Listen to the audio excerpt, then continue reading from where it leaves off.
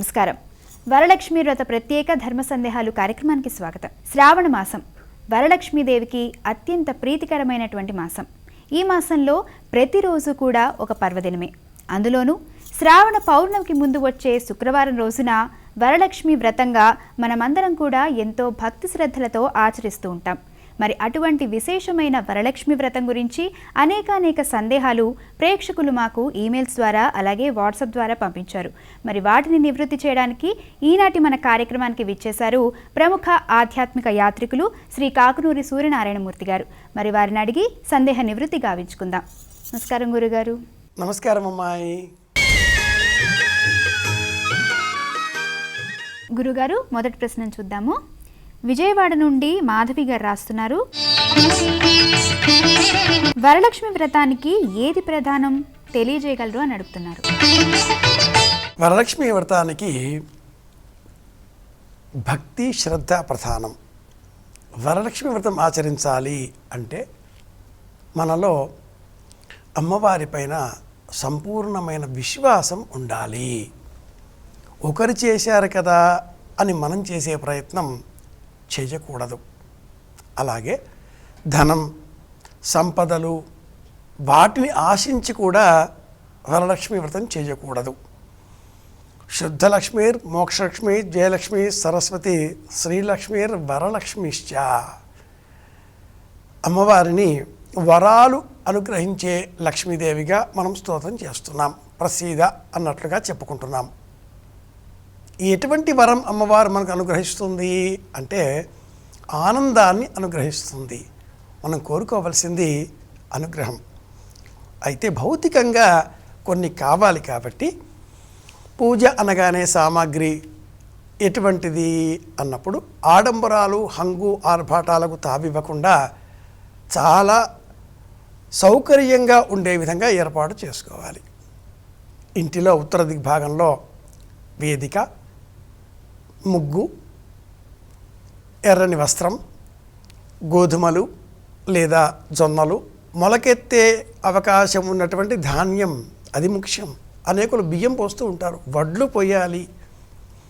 ఆ పైన ఒక చెంబు, అందులో నీరు, ఆ పైన అందులో మామిడాకులు, పంచపల్లవములు, మామిడి, మేడి, జువ్వి లభించిన ఆకులు, ఆ పైన కొబ్బరికాయ, ఎదరగా చిన్న అమ్మవారి ప్రతిమ. ఇంతే వరలక్ష్మి వ్రతానికి కావలసిన సామగ్రి. ధూపం, దీపం, నైవేద్యం 9 సంఖ్యలో ఏదైనా ఒక పదార్థం. బొబ్బట్లు, పూర్ణాలు ప్రధానం. 9 వరుసలతో ఉండే దారం ప్రధానం. ఇంతే. కావలసింది భక్తి శ్రద్ధ, హంగు ఆర్భాటములు కావు. ఇది ముఖ్యం. గురుగారు, మరొక ప్రశ్న చూద్దాము.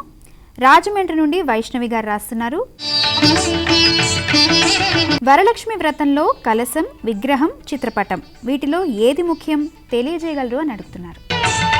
భవిష్యోత్తర పురాణంలో ఈ వ్రతం ఎలా చేసుకోవాలో సలక్షణంగా చెప్పబడి ఉంది. ఈ వ్రతాన్ని కలశం ప్రధానంగా ఏర్పాటు చేసుకొని ఆచరించాలి. చారుమతీదేవికి కలలో అమ్మవారు దర్శనమిచ్చి వ్రతం చేసే విధానం తెలియజేసింది. పద్మాసనే పద్మకరే సర్వలోకైక పూజితే నారాయణ ప్రియదేవి సుప్రీత మమ సర్వద. ఈ శ్లోకంతో షోడశోపచారాలు చెయ్యాలి అంటూ సెలవిచ్చింది కూడా. ఈ వివరమంతా మనకు భవిష్యోత్తర పురాణంలో ఉంది. అలాగే యథా రవే కుళీరస్థౌ, సూర్యుడు కర్కాటక రాశిలో సంచారం చేస్తున్న కాలంలో ఈ వ్రతం ఆచరించాలి. వ్రతానికి కలశం తప్పనిసరి. ఆ కలశానికి మనం హంగు ఆర్భాటములు అనేకములు అలంకరణలు చేస్తూ ప్రధానమైన ఆత్మలక్షణానికి దూరం అయిపోతున్నాం. కలశంలో నీరు, అది ప్రాణశక్తి. కలశం ఎదురుగా మనం వెలిగించేటటువంటి దీపం, అది ఈ ప్రాణంలో ఉండే ఉష్ణతత్వానికి, అగ్నితత్వానికి, దిగువన ఉండే ధాన్యం పృథ్వీతత్వానికి, ఆకాశం, జ్యోతి, వాయువు వీటి కారణంగా పంచపల్లవములు, కలశము, కొబ్బరికాయ, అందులో ఉండే నీరు ఇవి ప్రధానం. కొబ్బరికాయ దేహానికి ప్రతీక. నారికేళ సమద్భూతం త్రినేత్రహరసమ్మత శిఖయాదురితం సర్వం పాపం పీడాంచమేనుదా. అలంకరణ భక్తి శ్రద్ధలను అనుసరించి చేసుకోవాలి. కలశం తప్పనిసరి. కలశంతో పాటుగా అనేకులు అర్చామూర్తి ప్రతిమ కూడా ఏర్పాటు చేసుకోవచ్చు. అలాగే ఈనాటి కాలంలో మరికొందరు పెద్ద పెద్ద యంత్రాలు కూడా తెచ్చేస్తున్నారు. వరలక్ష్మి యంత్రాలు ఇవేవి కూడా వ్రతంలో చెప్పబడలేదు. పటం, కలశం, అర్చామూర్తి ఈ మూడింటిని ఒకదాని ముందర ఒకటి వరుసగా పెట్టి పూజ చేసుకోవచ్చు. మరొక ప్రశ్న చూద్దాం గురుగారు. నెల్లూరు నుండి వాగ్దేవి గారు రాస్తున్నారు, వరలక్ష్మి వ్రతంలో వాయినాలు ఎందుకు ఇవ్వాలి తెలియజేయగలరు అని అడుగుతున్నారు. వాయనం ఏ వ్రతానికైనా తప్పనిసరి. వ్రతాలలో వాయనాలు ఒక ప్రధాన నియమం. సత్యనారాయణ వ్రతం చేసినా కూడా ఆ వ్రతం చేసిన వేదిక పీఠం ఆ మొత్తాన్ని మన చేత ఈ అర్చన చేయించిన ఆ అర్చకుడికి వాయనంగా ఇవ్వాలి. వరలక్ష్మి వ్రతంలో వాయనం ఎంత ప్రముఖమైనది ముఖ్యమైనది అంటే, కుడి చేతికి తోరం కట్టుకొని బధ్నామి దక్షిణే హస్తే నవసూత్రం శుభప్రదం అనంతరం భర్త అనుమతితో ఈ వ్రతం మన చేత ఆచరింపజేయించిన ఆ అర్చకుడికి, పురోహితుల వారికి, వశిష్ఠుల వారికి కాళ్ళు కడిగి గంధం, కుంకుమ, బొట్టు, పుష్పముల చేత అలంకరించి అనంతరం ఒక పళ్ళెంలో బియ్యం, తమలపాకులు, కొబ్బరి కొడకలు లేదా మన ప్రాంతంలో ఎలా పిలిస్తే ఆ శబ్దంతో కొబ్బరి వక్కలు, అరటిపళ్ళు, దక్షిణ వీటిని వాయనంగా ఇవ్వాలి. బియ్యం కాకుండా వ్రతాన్ని అనుసరించి 9 సంఖ్యలో పూర్ణం బూరెలు వాయనంగా ఇవ్వాలి. ఈ బూరెలు లేదా బొబ్బట్లు లేదా ఏవైనా బియ్యం పిండి లేదా శనగపప్పు లేదా బెల్లం ఈ మూడింటి మిశ్రమంతో కలిపిన పదార్థం అవుతున్నది. వీటిని తప్పనిసరిగా ఈ శ్రావణ మాసంలో శుక్రవారం నాడు వినియోగించాలి.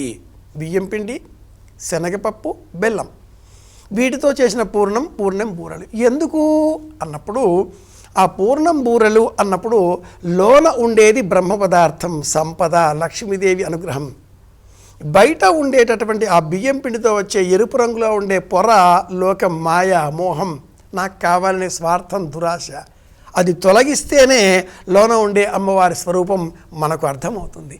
ఇందుకోసమే 9 సంఖ్యలో పూర్ణం బూరెలు లేదా బొబ్బట్లు వీటిని వాయనంగా ఇవ్వాలి. వాయనం వేరు, ఇతర గృహిణులకు, మహిళలకు ఇచ్చేటటువంటి తాంబూలం వేరు. వాయనాన్ని ఆ అర్చకుడికే అందించాలి లేదా ఎవరైనా ఒక్క సువాసిని స్త్రీకి అందించాలి. మిగతా వారందరికీ మనం అందించేవి తాంబూలాలు అవుతాయి.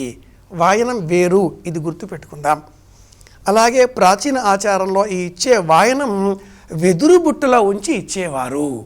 వెదురు బుట్ట సంపదకు ప్రతీక. ఇది విషయం. గురుగారు మరొక ప్రశ్న చూద్దాము. తెనాలి నుండి రాధా గారు రాస్తున్నారు, వరలక్ష్మి వ్రతంలో తోరం ఎందుకు కట్టుకోవాలి తెలియజేయగలరు అని అడుగుతున్నారు. తోరం ఎందుకు అంటే, ప్రతి వ్రతానికి ప్రతిసరము అన్న పేరిట ఒక తోరం ఒక నిబంధనగా ఏర్పడి ఉన్నది. వ్రతం అంటేనే నియమంతో కూడుకున్నది. నేను వరలక్ష్మి వ్రతాన్ని చేస్తున్నాను, ఈ నియమాన్ని అనుక్షణం మనకు జ్ఞాపకం చేసుకోవడం కోసం, అలాగే వ్రతం చేసే సమయంలో మనలో ఉండే ప్రాణశక్తిని ఆ కలశం పైన ఆవాహనం చేస్తున్నాం. అప్పుడు మనం కొంచెం బలహీన పడిపోయే ప్రమాదం ఉంటుంది. అలా కాకుండా చేతికి ప్రతిసరం తోరం కట్టుకుంటాం. బధ్నామి దక్షిణే హస్తే ఈ శ్లోకం చెబుతూ చారుమతీదేవి వ్రతమంతా పూర్తి చేసిన తర్వాత కథ వింటూ 9 వరసల దారాన్ని అప్పుడు తయారు చేసుకోవాలి ప్రశాంతంగా. చాలామంది ఈనాటి కాలంలో ముందే సిద్ధం చేసేసుకుంటూ ఉంటారు, తప్పేమీ లేదు. 9 వరసల ఆ దారం ఎవరికి వారికి వారి చేతి వేలికి ఇలా ఆరంభం చేసుకొని ఇలా మోచేతి నుంచి ఇలా చుట్టి ఎవరి చేతికి వారు 9 వరుసలు సిద్ధం చేసుకోవాలి. ఇలా వేసుకుంటే 2, వేసుకుంటే 4, 6, 8, కిందికి తీసుకువెళ్తే 9 జాన అంటారు. ఎవరి చేతికి వాళ్ళు ఈ ప్రమాణంలో కొలుచుకొని అలా 9 వరుసలో వచ్చిన ఆ దారాన్ని పసుపుతో అలది కథ జాగ్రత్తగా వింటూ 9 ముడులు వెయ్యాలి. ఈలోగా కథ పూర్తి అవుతుంది. అయిన అనంతరం ఆ తోరాన్ని అమ్మవారి ఆ అలంకరణ పీఠమైన ఉంచి కమలాయై నమః ప్రథమ గ్రంథిం పూజయామి, రమాయై నమః ద్వితీయ గ్రంథిం పూజయామి, విశ్వసాక్షిణ్యై నమః తృతీయ గ్రంథిం పూజయామి, చంద్ర సహోదర్యై నమః ఇలా ప్రత్యేకంగా చెప్పబడ్డవి ఈ 9 నామాలు. ఇంకా వేరే ఎక్కడా కనపడవు. ఈ నామాలతో 9 నెమ్మదిగా ఎవరికి వినపడకుండా ఇవి మంత్రాలు. వీటి ద్వారా ఆ తోరములను పూజించి అనంతరం భర్త చేతికి ఆ తోరాన్ని ఇచ్చి మన చేతికి ధరింపజేసుకున్నట్లయితే ఇది రక్ష. సాక్షాత్తు వరలక్ష్మీదేవి నాలో ఇక అనుగ్రహాన్ని కురిపించడం ద్వారా నాలో ప్రవేశించి నా కుటుంబాన్ని రక్షణగా చూసుకోబోతున్నది అన్న ఆలోచనకు సంకేతం. ఇంత పవిత్రమైన ఆలోచనతో ఉన్న తోరాన్ని వ్రతం చేసిన అనంతరం ధరించాలి. గచ్చ గచ్చ సురశ్రేష్ఠ సురస్థాన అమ్మవారిని ఉద్వాసన చెప్పిన అనంతరం జాగ్రత్తగా ఆ ముడి విప్పాలి. కత్తెరతో కత్తిరించకూడదు. తర్వాత ఆ తోరాన్ని భద్రంగా తులసి కోటలో కానీ మొక్కల పాదుల మధ్యన కానీ సమీపంలో సరస్సు కొలను చెరువు ఉన్న ఎడల అందులో కానీ అతి పవిత్రంగా నిమజ్జనం చేయాలి. పాదధూళి సోకకుండా కాపాడుకోవాలి. ఇది విషయం. పరిమితంగా మాట్లాడుతూ అందరినీ ఆదరిస్తూ అతి ప్రేమగా సౌభ్రాతృత్వ భావనతో పవిత్రమైన ఆలోచనలతో మెలిగేటటువంటి చారుమతీదేవిని చూచి మహాలక్ష్మికి అనుగ్రహం కలిగింది. కలలో దర్శనం ఇచ్చింది. వ్రతం గురించిన విశేషం చెప్పింది. తెల్లవారిన వెంటనే తనకు వచ్చిన కలను ఆ చారుమతీదేవి తన భర్తకు చెప్పింది. ఎక్కడ ఈ దృశ్యం? అత్తవారింట్లోనే. విన్న ఆ భర్త చేసిన సూచన మేరకు అత్తమామలతో చెప్పింది. అత్తవారింట్లోనే వారి సూచన మేరకు తోటి మహిళలతో వారికి కూడా చెప్పి శ్రావణ మాసంలో శుక్రవారం వచ్చేటటువంటి పౌర్ణమికి ముందుగా వచ్చే శుక్రవారం లేదా మొదటి శుక్రవారం ఏదైనా చేసుకోవచ్చు. కర్కాటక రాశిలో సూర్యుడు ఉన్న కాలంలోనే ఈ వ్రతం చెయ్యాలి. ఇది వ్రతచూడామణిలో ఉన్న నిబంధన. అనేకులు ఈ సంగతి మర్చిపోతూ ఉంటారు. అలా అత్తవారింటికి దగ్గరలో ఉండేటటువంటి ఇతర మహిళలతో కలిసి ఈ వ్రతం చేసుకున్నది అని మనకు వ్రతకథ తెలియజేస్తుంది. కాబట్టి ఈ వ్రతాన్ని విడిగా ఎవరికి వారు మా ఇంట్లో నేను మీ ఇంట్లో ఏమిటి అని కాకుండా సమష్టిగా కొందరు మహిళలు కలిసి అత్తవారింట్లోనే, అత్తవారికి వేరు వరలక్ష్మి, కోడళ్లకు వేరు వేరు వరలక్ష్మి వ్రతాలు అలా ఉండకూడదు. ఇంటికి ఒకటి అత్తవారింట్లోనే చెయ్యాలి. తోటి మహిళలందరూ అక్కడికి రావాలి, వాయనాలు తీసుకోవాలి, తాంబూలాలు తీసుకోవాలి. వ్రతం అత్తవారింట్లోనే. ఇది విషయం. గురుగారు, మరొక ప్రశ్న చూద్దాము. తిరుపతి నుండి లక్ష్మి గారు రాస్తున్నారు, వరలక్ష్మి వ్రతాన్ని జీవితకాలం ఆచరించాలా తెలియజేయగలరు అని అడుగుతున్నారు. ప్రతి వ్రతానికి ఉద్యాపన ఉంటుంది. ఏ వ్రతాన్ని చూసినా కూడా మనం మంగళగౌరీ వ్రతం, అలాగే కేదారేశ్వర వ్రతం, అనంత పద్మనాభ చతుర్దశి అనంత వ్రతం, అన్ని వ్రతాలకు ఉద్యాపనలు ఉన్నాయి. కానీ వరలక్ష్మి వ్రతానికి ఉద్యాపన లేదు. జీవితాంతం జీవితకాలం చేసుకోవాలి. మన వల్ల కాదు అన్నప్పుడు స్కాంద పురాణములో ఉన్నది అన్నట్లుగా ఈనాటి కాలంలో కొన్ని గ్రంథాలలో కొన్ని శ్లోకాలను సమీకరించి మనకు అందిస్తున్నారు. ఆనుపానులు తెలియడం లేదు. కానీ వరలక్ష్మి వ్రతాన్ని ప్రాచీనులు జీవన పర్యంతం ఆచరించేటటువంటి వారు. వారి అనంతరం వారి కోడలు, వారి కూతుళ్ళు అనూచానంగా ఇంటిలో ఈ వ్రతాన్ని ఆచరించేటటువంటి వారు. వ్రతానికి ఎప్పుడూ కూడా ఉద్యాపన అన్నప్పుడు తాత్కాలికమైన అవసరాలతో ముడిపడి ఉంటాయి కొంతకాలం. మంగళగౌరీ వ్రతం 5 సంవత్సరాలు, అనంత పద్మనాభ చతుర్దశి వ్రతం 14 సంవత్సరాలు. ఇలా కొంతకాలం వాటికి నియమాలుంటాయి. సంకటహర చతుర్థి వ్రతం 16 నెలలు. వరలక్ష్మి వ్రతానికి మట్టుకు ఉద్యాపన లేదు. మన ఓపిక ఉన్నంతకాలం చేయాలి. ఓపిక నశించినట్లయితే కోడలు, కూతురు వాళ్ళు కూడా అవకాశాలు లేవు విదేశాల్లో అన్నప్పుడు ఎవరైతే ఈ వ్రతం చేస్తున్నారో వారి ఇంటికి వెళ్ళి చూచి వచ్చినా కూడా వరలక్ష్మి వ్రతం చేసిన పుణ్యఫలం మనకు లభిస్తుంది. వ్రతం చేయాలి అంటే చాలా సులభం. ఒక్క చెంబులో అంత నీరు పోసి ఆ పైన ఒక పళ్ళెం మూత పెట్టి అమ్మవారి విగ్రహం పెట్టి పద్మాసనే పద్మకరే సర్వలోకైక పూజితే నారాయణ ప్రియే దేవి సుప్రీత మమ సర్వదా అక్షంతరి సంస్కారం చేశాం. ఇది కూడా వరలక్ష్మీ వ్రతమే. ఎంత సులభంగానైనా చేసుకోవచ్చు, మానరాదు అని ఉద్దేశం. గురుగారు, మరొక ప్రశ్న చూద్దాము. విజయవాడ నుండి కామేశ్వరి గారు రాస్తున్నారు, వరలక్ష్మి వ్రతం రోజు ఏ మంత్రాన్ని పఠించాలి తెలియజేయగలరు అని అడుగుతున్నారు. వరలక్ష్మి వ్రతం చేసేటటువంటి రోజున ఏ మంత్రం జపం చేయాలి అని అనేకులకు ఒక సందేహం కలుగుతూ ఉంటుంది. వరలక్ష్మి వ్రతం చేసేటటువంటి రోజు ఉదయం నుంచి ఏ మంత్రం చెప్పాలి?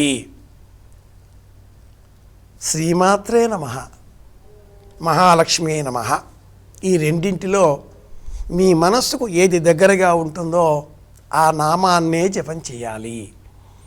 శ్రీమాత్రే నమః అన్న ఆ శబ్దంలో మహాకాళి, మహాలక్ష్మి, మహాసరస్వతి సమస్త దేవతల స్వరూపాలు నిబిడీకృతమే ఉన్నాయి.